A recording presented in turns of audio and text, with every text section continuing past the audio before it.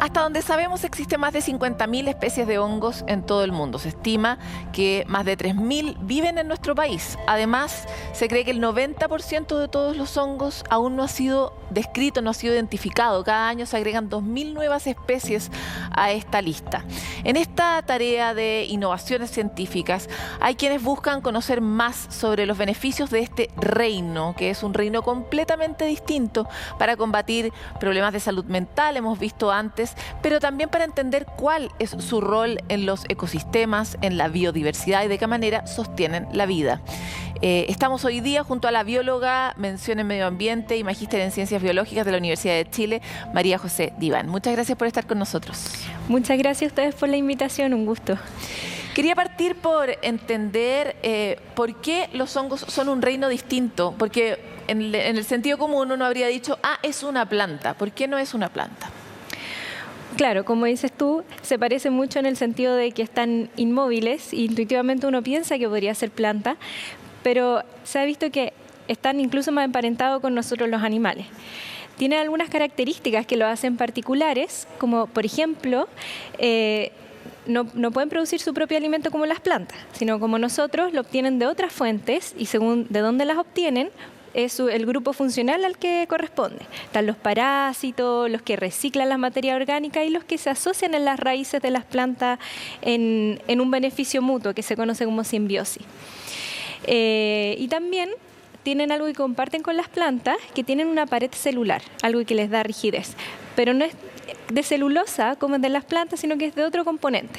Entonces ahí ya hay dos diferencias principales. Pero se parecen a nosotros en que necesitan la comida de afuera. En el fondo claro. Esa es como no hacen fotosíntesis. Como no hacen fotosíntesis, claro. Ahora, queríamos abordar el tema de los hongos porque sabemos poco de los beneficios de los hongos. Hace un par de semanas, a principios de julio, se publicó en la revista Science una portada que vamos a ver probablemente entre las imágenes de apoyo, de un hongo que de hecho es chileno, Secret Partners.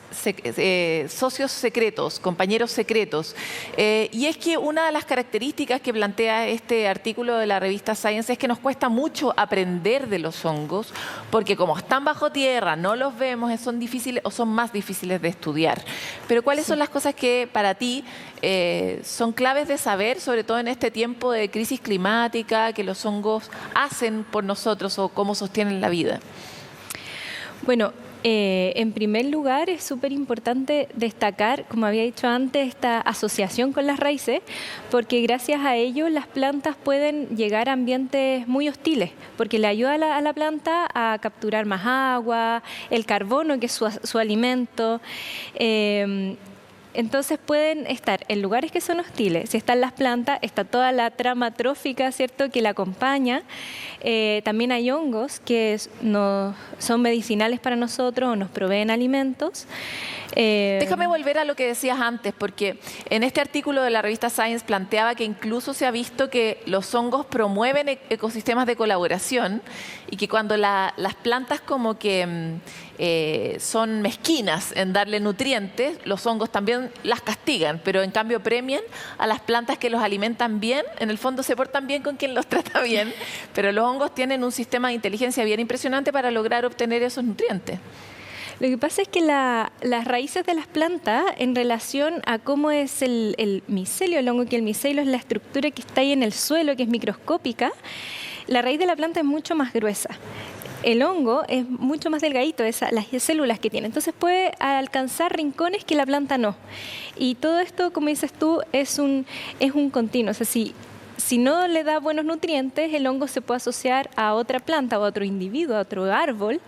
Y la planta también puede buscar otro hongo que le ayude más en la nutrición. Entonces, igual está en interacción. Siempre. Igual parte de lo que hemos aprendido en capítulos anteriores de Futuro 360 es esta idea de que el micelio, que es un ser vivo gigante aparte, porque se ha visto que el ser vivo más grande del planeta es de hecho un hongo porque se ha medido el hongo bajo tierra, creo que es en Estados Unidos, un hongo gigante, así que de kilómetros, digamos. Y logran, por ejemplo, sostener bosques completos. Me interesa entrar en esa lógica porque no es solo que los hongos conecten a las plantas, sino que efectivamente lo conectan todo por debajo. Tú has estado en el bosque que estudió la revista Science, ahí en esa foto que vimos, una foto de Mateo Barrenengoa, que es un fotógrafo que se ha dedicado mucho al tema de los hongos, junto con Juliana Furchi, y planteaba en específico cómo se tejía el micelio debajo de un bosque de Nothofagus, ahí en la Araucanía. Cuéntanos un poco de cómo se asocia no solo con uno, sino con todo. Exacto. Es súper bonito eso porque cada árbol o cada planta, porque no solo se asocian a los árboles los hongos, puede asociarse a muchas especies distintas de hongos, un mismo individuo. Entonces, si nos ponemos en el caso que nosotras somos planta, yo tengo muchos hongos asociados, pero mis hongos también interactúan contigo. Entonces hay un intercambio de nutrientes entre nosotras. Y así, si estamos en un bosque en que también hay hierbas y hay toda una red de interacción, claro, se forma esta comunidad bajo suelo que muchas veces uno no lo ve, uno lo ve de repente en el otoño, en el invierno. Algo que la gente no sabe es que lo que nosotros vemos, el hongo mismo, es como la flor, ¿no? No es la planta exactamente, es el fruto. Es el fruto, porque lo que decíamos, el micelio, que es lo que está siempre en el sustrato, por ejemplo, si un hongo de suelo está en el suelo, si un hongo que descompone la madera está en la madera, así, está presente todo el año y ese es el organismo. Entonces, si lo comparamos con un árbol, el micelio es el árbol y la seta que uno ve es el fruto que, al igual que las frutas, salen en verano, las flores en primavera. La seta también tiene su temporada. Algunos son primaverales, como los digüeñes, no sé si los conoces. Sí, que se comen mucho en el sur. Se comen mucho en el sur y también crecen aquí en la zona central. Y otros son de otoño. Hay algunos que están durante todo el año, como las orejas de palo. Pero esa es solo la parte de dispersión de esporas, de reproducción. Ahora, ¿cuáles son, desde el punto de vista biológico y ecosistémico, las cosas que nosotros debiéramos hacer para proteger estos entornos? Lo planteo porque ¿cómo uno protege algo que no conoce y algo que no se ve? ¿Y qué cosas tiene que hacer uno para proteger a los hongos? Porque qué difícil, además son redes muy sutiles, ¿no? Claro. Sí, toca un tema súper importante porque para conservar a un hongo, a una especie o varias especies, hay que conservar su hábitat, porque están en estrecha relación, muchos dependen del tipo de vegetación que está, algunos se alimentan solo de las hojas de una especie de planta, no sé, por ejemplo el litre, y solo crece donde hay litre, o algunos solo necesitan una humedad muy particular debajo de la hojarasca, entonces hay que conservar el ambiente en donde están. Es muy difícil conservar enfocándose solo en un hongo, sino que hay que conservar todo ese microhábitat que el hongo necesita para sobrevivir. O sea, mi pregunta es, ¿son más fuertes o son más frágiles que las otras especies? Por eso mismo que planteas tú. Es difícil responder eso. Porque es como un indicador de riqueza biológica en el fondo. Si hay hongos, quiere decir que hay complejidad en el sistema de alguna manera. Claro, más que eso tal vez es qué especies están creciendo, porque puede que uno encuentre un lugar con muchos hongos, pero son todas exóticas o invasoras. Claro, como ese hongo que a nosotros nos encanta, que se parece al de los pitufos, que es como rojo con puntitos blancos. Ese hongo no es local, pero hay mucho en el sur de Chile. Sí, ese se asocia a los pinos y los eucaliptus, son en simbiosis, entonces llegaron con ellos, pero sí, son hermosos, o sea, para fotografiarlo es muy, muy lindo. Pero en realidad todo el ecosistema tiene un grado de interconexión entre ellos, ya sea porque uno se alimenta del otro interconecta, entonces decir si uno es más frágil que otro es muy difícil, porque al final es la red de interacción lo que uno tiene que conservar y todo ese ambiente. Interesante. Sí. Me gustaría avanzar hacia, desde el punto de vista de que son un reino y que es importante conservarlo.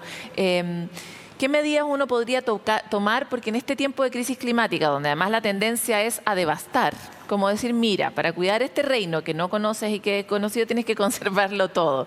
Como, ¿hay algo que sea particularmente valioso para el reino fungi? ¿Algo valioso para ser conservado? Claro, además de sus ecosistemas complejos, digamos, no sé, que sean particularmente sensibles al agua o que sean particularmente sensibles a un tipo de suelo, ¿no? Claro, sí, o sea, dependen mucho de las condiciones del suelo, sobre todo el pH. el carbono, que es el nutriente principal con el que se alimentan, y la humedad. Dependen mucho de esos factores. Y dependiendo de la condición de cada uno de esos, es lo que uno encuentra. Por eso uno puede encontrar hongo en el desierto, que hay poca materia orgánica, que hay poca humedad, pero ciertas especies sí sobreviven a esas condiciones. En cambio, otras requieren mucho más humedad, lluvia, a veces condiciones de frío entre medio. Entonces, cada especie tiene su condición microclimática óptima. ¿Cuál es tu hongo favorito? Difícil. Hay uno que me gusta mucho, que crece aquí en el bosque de la zona central, que es como un abanico con poros por debajo y es rosado. Y es muy pequeño. Se llama Favolasquia. Y ese no tiene nombre común, pero es muy interesante porque para encontrarlo hay que ir caminando muy lento, mirando las maderas, y está mirando hacia abajo. Entonces uno la da vuelta, mire, 2 milímetros, pero cuando uno la mira con lupa, uno se da cuenta que incluso hay pequeños ácaros caminando entre sus poros. Entonces, la verdad es que una belleza para mirar con lupa. Sí. Te quiero agradecer mucho por esta entrevista. Es un mundo que conocemos muy poco, pero que necesitamos visibilizar también porque es apasionante y es como extraterrestre el mundo de los hongos. Uno puede encontrar en otros lugares del mundo incluso hongos que brillan en la noche, bioluminiscentes. Sí.